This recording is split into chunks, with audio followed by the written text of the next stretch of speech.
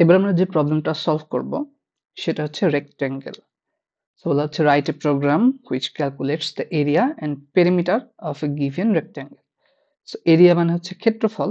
তো আমাদের একটা আয়তক্ষেত্রের ক্ষেত্রফল এবং পেরিমিটার পরিধি, এটা হচ্ছে আমাদেরকে বের করতে হবে। সো এ হচ্ছে তার দৈর্ঘ্য এবং বি হচ্ছে প্রস্থ। এই দুটো দেওয়া আছে এবং এরা হবে আম, আম,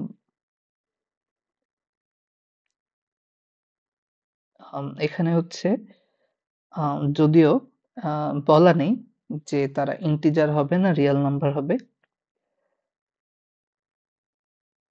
তো আমরা ধরে নিচ্ছি আপাতত যে এটা ইন্টিজার হবে। আহ, তবে মডার্ন প্রবলেম গুলোতে এগুলো খুব ক্লিয়ারলি মানে বলে দেওয়া থাকে।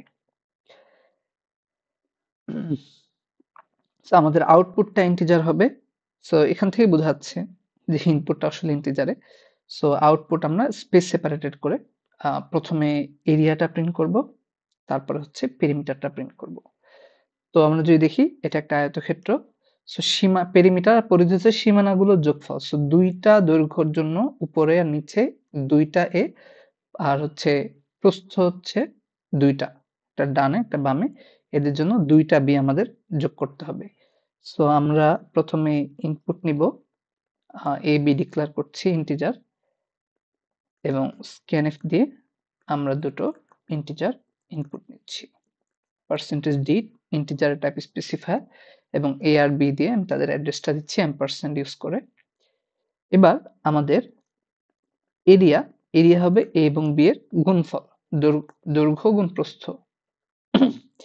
এবার হচ্ছে আমরা যদি পেরিমিটার বলি, আমি সংক্ষেপে পি আর ইউজ করতেছি, এটা হবে দৈর্ঘ্যের জন্য দুইবার এ যোগ করতে হবে, প্রস্থের জন্য দুইবার বি যোগ করতে হবে। আমরা 2 দিয়ে গুণ করেও লিখতে পারি একবারে 2 ইন্টু এ প্লাস বি।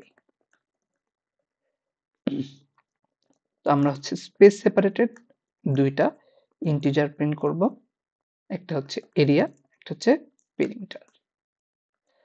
আমরা যদি এটাকে রান করি,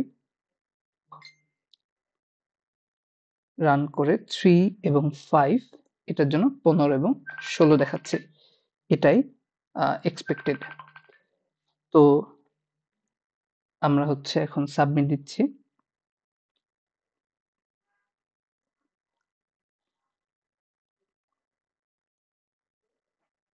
সাবমিট করলে দেখা যাচ্ছে আমাদের সলিউশনটা অ্যাকসেপ্টেড। তো এভাবে আমরা রেক্ট্যাঙ্গেল প্রবলেমটা সলভ করতে পারি।